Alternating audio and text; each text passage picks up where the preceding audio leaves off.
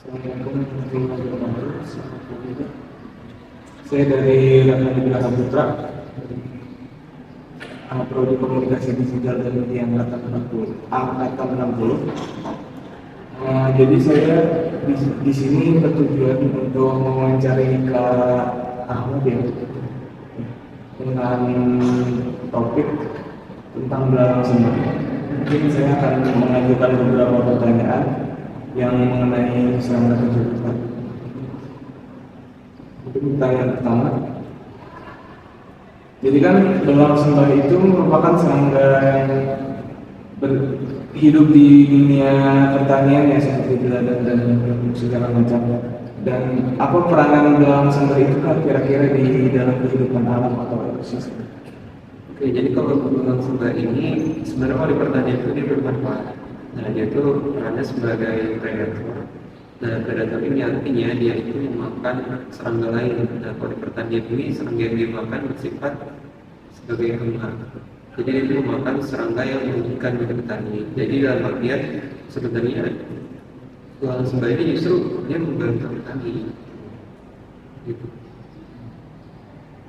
Jadi misalkan memang di pertanian itu hanya hama kan, tapi disitulah kita belalang sumber memaksa. Ya, secara alami memang seperti itu ya. Jadi secara alami memang di alam setiap hama itu kan ada predatornya ya. Salah satunya ini belalang sumber. Nah, tapi terkadang itu musuh alami yang dalam hal ini adalah belalang sumber kadang ikut mati juga karena petani biasanya kan ada tempat pestisida itu kan dia nggak kenal dia itu kan general ya, jadi serangga yang kena entah itu yang menguntungkan atau yang merugikan itu ikut mati. Nah, padahal sebenarnya kalau kita ketemu dalam sumber di daerah pertanian justru itu sebenarnya menguntungkan secara langsung maupun tidak langsung itu bisa menurunkan populasi hama. Baik, terima kasih sudah cukup jawaban. Kemudian untuk pertanyaan yang kedua, kenapa belalang sumber ini berbeda kan dari yang lain dan kenapa belalang itu menggunakan kata sumber gitu? Apa yang membedakan belalang itu dari belalang yang lain? Untuk belalang yang lain kan bisa kita lihat dari tipe tungkainya. Tungkai itu kalau di Indonesia jadi kalau serangga itu secara umum punya 3 pasang tungkai ya, berarti ada 6 ya, kalau 3 pasang ya. Kalau belalang yang lain itu biasanya kan dia bisa melompat tingginya. Nah, itu tungkai bagian belakangnya itu fungsinya untuk mengejar itu soal faktorial. Nah, kalau belalang sumber ini beda, tungkainya itu yang memiliki ciri khas unik itu ada di depan. Kalau belalang lain kan kayak belalang yang biasa kita lihat di belakang. Nah, kalau belalang sumber itu di depan. Dan kenapa disebut belalang sumber? Karena kita lihat dari karakteristiknya dia gitu. Jadi dia kan diam ya. Kemudian tungkai depannya itu seperti orang berdoa ya, jadi dia disebut belalang sumber pragmatis dan progresifnya. Dan kemudian tipe tungkainya juga beda. Kalau di belalang sumber tipe tungkainya itu real, jadi fungsinya itu bukan untuk loncat kalau belalang sumber, tapi untuk menangkap mangsa. Jadi dia itu sebenarnya diam, tapi dia itu aktif melihat gitu, melihat sekitaran. Memang dia diam untuk mangsa. Jadi kurang lebih memang yang membedakan tungkai depannya itu ya Pak, yang sebagai alat untuk memakan makanan Tanpa mangsanya. Kemudian untuk pertanyaan ketiga Kak, kira-kira si serangga belalang sumber ini termasuk hewan nokturnal atau tidak ya Kak, dalam berburu makanan atau segala macam? Secara umum kalau untuk belalang sumber ini dia diurnal ya. Diurnal itu artinya dia aktifnya di siang hari. Ya, walaupun belalang sumber ini memiliki penglihatan yang tajam, kemudian juga memiliki pendengaran juga, walaupun indera pendengaran berbeda dengan manusia. Dan indera pendengarannya itu ada di sekitar dada. Nah, tapi itu fungsinya bukan untuk semata-mata untuk melihat ini ya, tapi untuk mangsa gitu. Jadi secara umum itu diurnal, tapi tidak jarang juga itu dapat ditemukan belalang sumber yang sering di malam juga ada gitu. Tapi tidak terbang gitu. Karena kan belalang sumber ini juga bisa terbang. Jadi secara aktif mereka mencari mangsa hanya siang hari. Siang hari. Namun mereka secara umum juga dapat ditemukan di malam. Bisa juga, cuma lebih seringnya siang hari. Kemudian untuk pertanyaan berikutnya, di setiap hewan kan mempunyai alat komunikasi antar spesiesnya nih Kak. Jadi di belalang sembah ini kira-kira apa ya alat komunikasi yang bisa menghubungkan satu belalang sembah dengan belalang sembah lainnya? Kalau belalang sembah ini kan dia sebenarnya tipenya soliter ya, soliter itu artinya dia sendiri, dia nggak berkelompok karena dia sifatnya kanibal kan. Oh iya.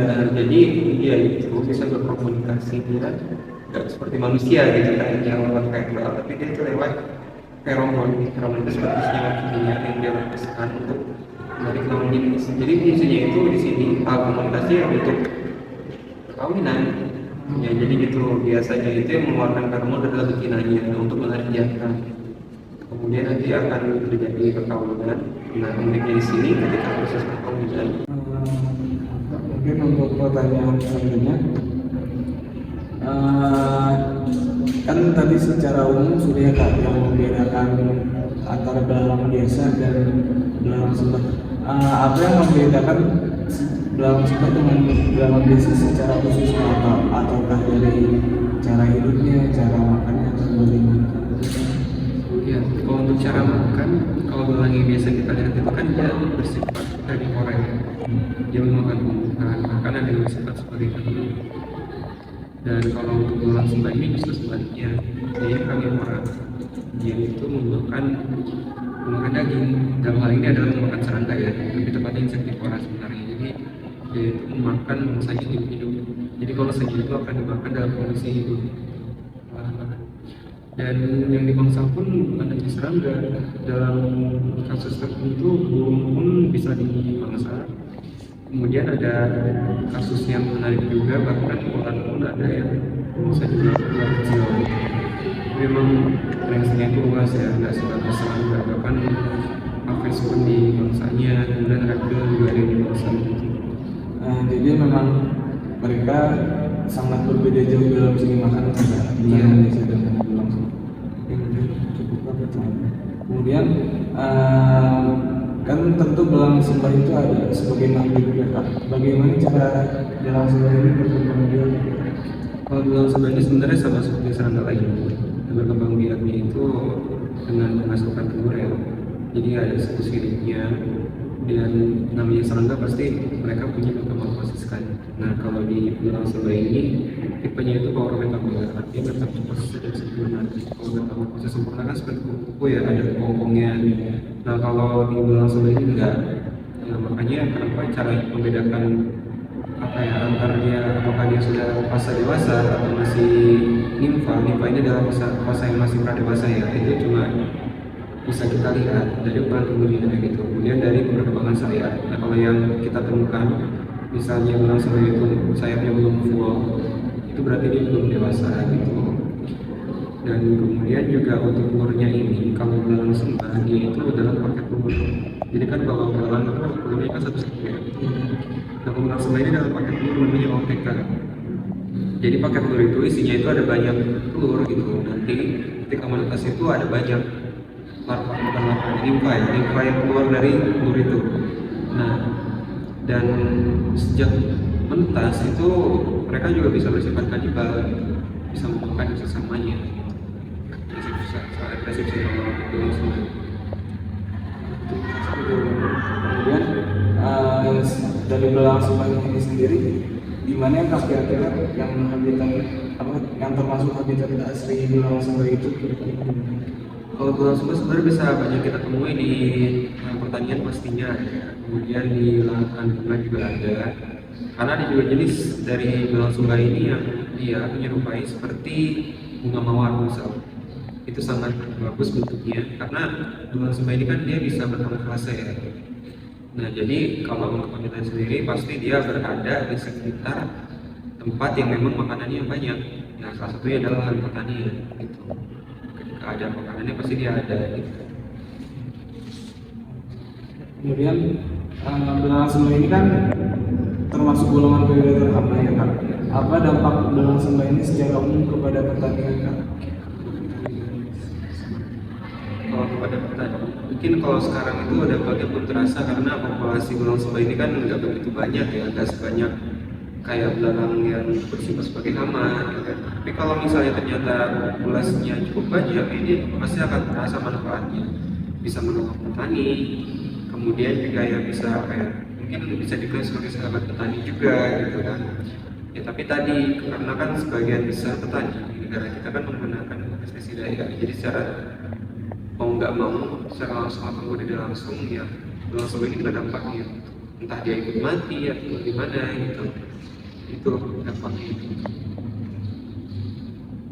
Kemudian jika memang populasi berawak seperti ini menurun drastis, kan sekarang memang sudah sedikit ya, tapi jika memang hampir tidak ada populasi belalang sebelah, apa yang kerugian atau keuntungan yang dirasakan para petani atau para penggiat di pertanian?